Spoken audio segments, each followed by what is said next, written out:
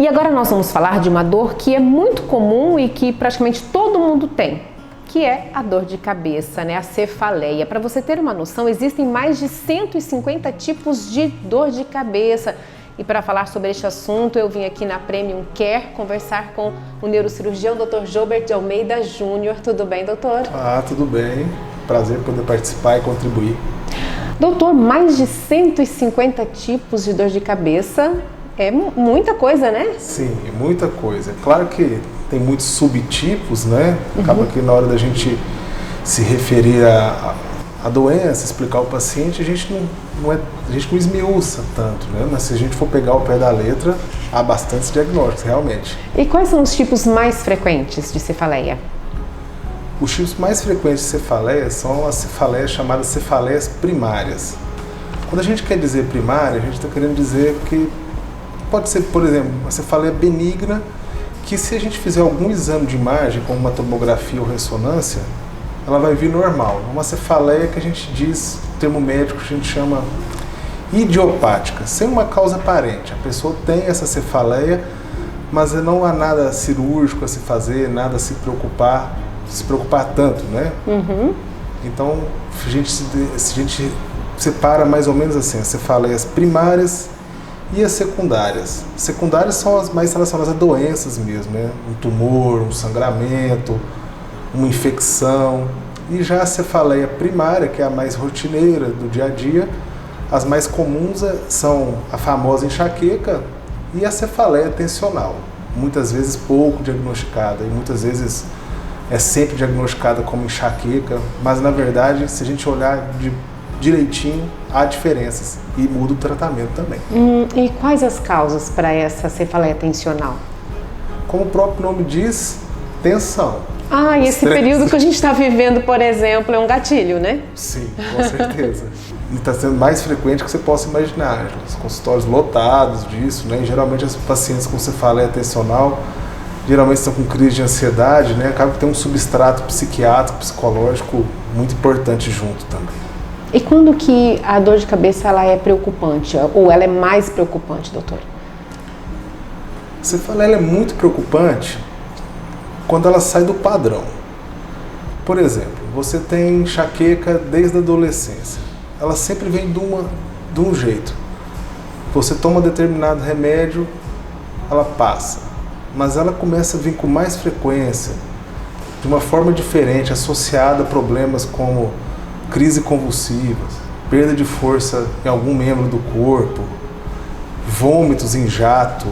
O que é vômitos em jato? Não é que a pessoa emite um jato de vômito. O jeito mais correto de falar seria um vômito não precedido de náuseas. A pessoa não está com vontade de vomitar e de repente vomita. Então isso é uma preocupação, vômito em jatos. Os desmaios. É basicamente isso são sinais de alarme. E o senhor havia falado em enxaqueca, né? Milhões de brasileiros aí são diagnosticados com a enxaqueca, com vários episódios por mês, né? Isso. E é uma das principais causas de afastamento do trabalho também, doutor? É uma das principais causas de incapacidade laboral. Porque isso, inclusive, faz até parte do diagnóstico, né? Como que a gente diagnostica um paciente com enxaqueca? Geralmente são, estatisticamente, né, mulheres jovens que têm uma cefaleia incapacitante. O que quer dizer com incapacitante? Se ela está fazendo uma atividade, por exemplo, atividades de casa ou trabalhando, ela tem que parar o que ela está fazendo. Ela tem que pedir para ir embora do trabalho, tudo. Então a cefaleia incapacitante, associada à fotofobia, né? Fobia é aversão e foto é luz, né? Então a pessoa pede para ir embora do trabalho, tampando o rosto, com a luz incomodando, e muita náusea, muita vontade de vomitar, às vezes até vomitando mesmo. Pode ocorrer também fonofobia, fobia, aversão, fono, som. Então, essa trinca, cefaleia incapacitante, fotofobia e náuseas, tem uma sensibilidade e especificidade altíssima para enxaquecas. Com isso, a gente pode diagnosticar. Na teoria, nós não precisamos nem de exame de imagem, tomografia, tudo. É lógico que hoje em dia, com acesso que o paciente tem a tomografias, ressonâncias, o fato do paciente pagar um bom plano, frequentar um bom hospital, ele sente a necessidade de fazer tomografia, ele quer ser melhor investigado. Então, hoje em dia, a gente pede bastante tomografias assim, para todo mundo ficar mais tranquilo, porque nada é 100%, né?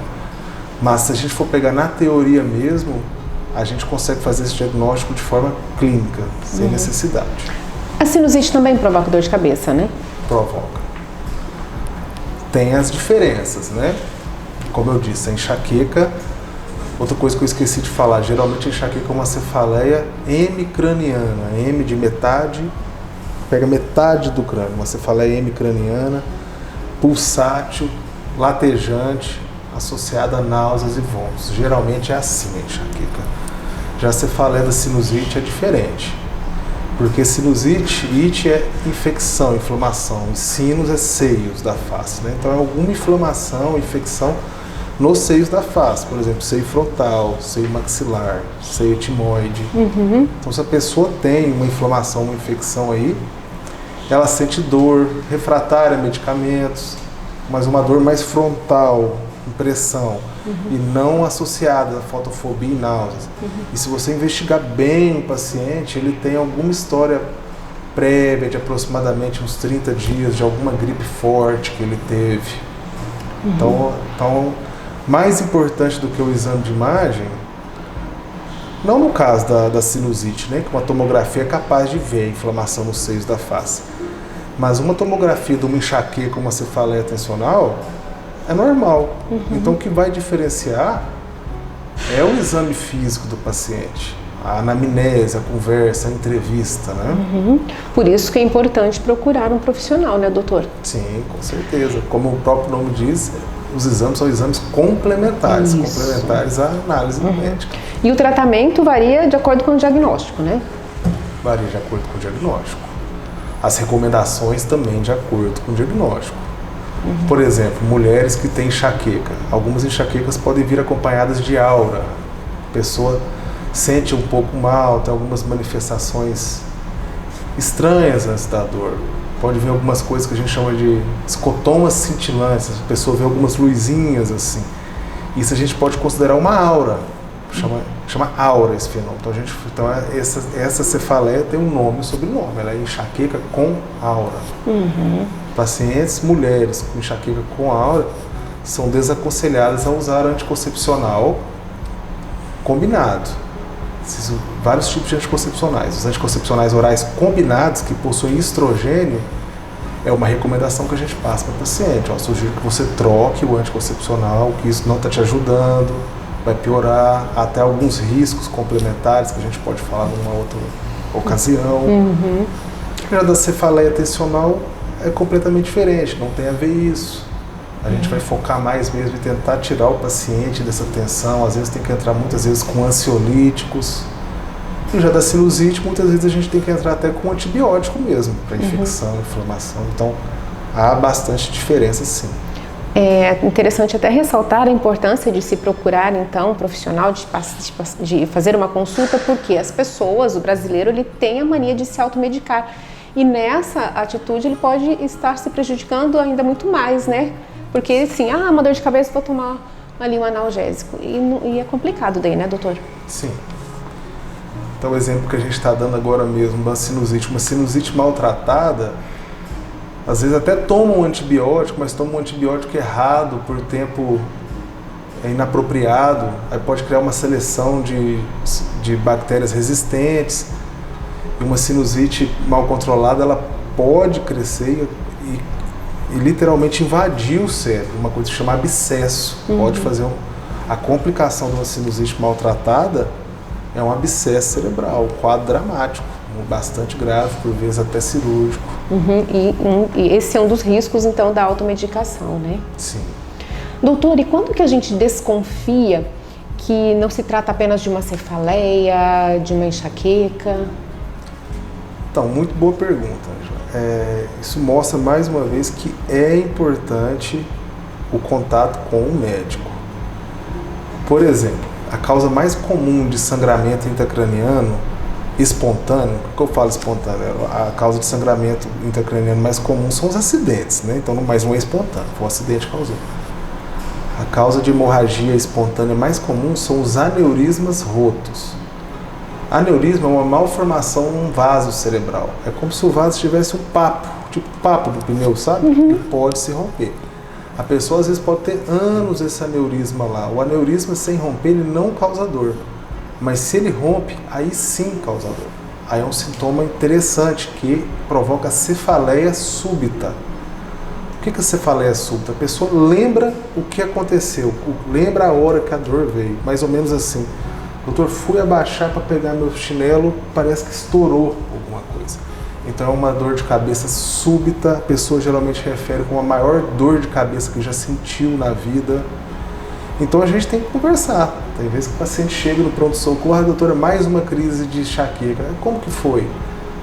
Ah, doutor, essa foi meio diferente. Ela veio bem na hora que eu fui pegar uma xícara de café. Eu falei, opa. Aí nessa hora a gente tem que lançar os exames de imagem para detectar algum sangramento, tudo. Muda o exame físico do paciente. Se o paciente tem um sangramento intracraniano, pode ocorrer uma coisa que chama rigidez nucal. E o sangue irrita uma capinha que recobre o nosso cérebro, que chama meninge. Então a gente fala que ele tem rigidez nucal, ele tem sinais de meningismo.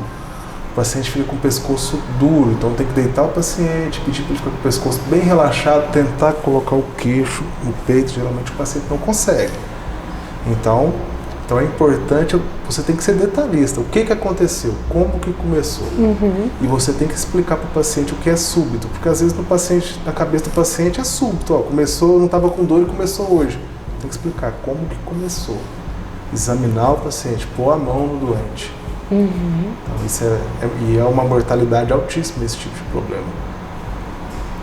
Outros sinais de alarme. Outra coisa que provoca rigidez nucal, meningite. Uma infecção nessa mesma capinha do cérebro que eu falei, irrita essa meninge, então aí já muda. O paciente chega, olha, eu estou com muita febre, dor de cabeça, vou estar com febre. Eu vou examinar, tem rigidez de nuca, aí eu já vou pensar em meningite. Então há essas diferenças, que é bastante importante e isso salva bastante vidas. E crianças também podem ter dor de cabeça? Podem sim, Ângela. As crianças também podem ter sinusite, como os adultos podem. As crianças também têm enxaqueca, muda um pouco o padrão, geralmente no adulto a enxaqueca é holocraniana, quer dizer, hemicraniana, já na criança pode pegar a cabeça toda. Em adultos, enxaqueca é, na maioria das vezes, mulher, mas já em criança a relação mulher-homem não é tão desigual assim. E as criancinhas a gente tem que sempre ficar de olho nos problemas de vista, né? Procurar um oftalmologista para ver se não está forçando muito a visão. Então elas têm dores de cabeça sim. E também tem as particularidades. Por exemplo, nós temos uma região do cérebro, do nosso crânio, que chama fossa posterior. Mais embaixo, atrás da nuca. Essa fossa posterior a gente tem o tronco cerebral e o cerebelo. Infelizmente, tumores nessa região é mais comum em crianças. Então, se a gente tem uma criança que está com dor de cabeça, olha, meu filho começou com dor de cabeça e está andando meio torto, meio descoordenado, porque esse cerebelo que eu disse, ele é responsável pelo equilíbrio. Então, se é uma dor de cabeça que vem acompanhado com um sintoma como esse, nós temos que investigar. Doutor, muito obrigada, tá, por falar com a gente sobre este assunto. Né, você de casa ficou com alguma dúvida, né? Tá com dor de cabeça, ainda não procurou o médico? Olha só, o Dr. Jobe está à disposição para sanar todas essas questões, né, doutor? Para que a gente tenha uma vida mais saudável, porque ninguém merece viver com dor de cabeça, né? Sofre bastante. Chegam bem desconfortáveis no consultório e a gente fica feliz em poder contribuir. Certinho. Gente, o Dr. Jobe atende aqui na Clínica Premium Care, né? O contato está aparecendo aqui no seu vídeo, ok? Obrigado. Doutor, mais uma vez, muito obrigada. Exponha. Tudo de bom e vamos combinar próximas pautas. Vamos sim. Até mais.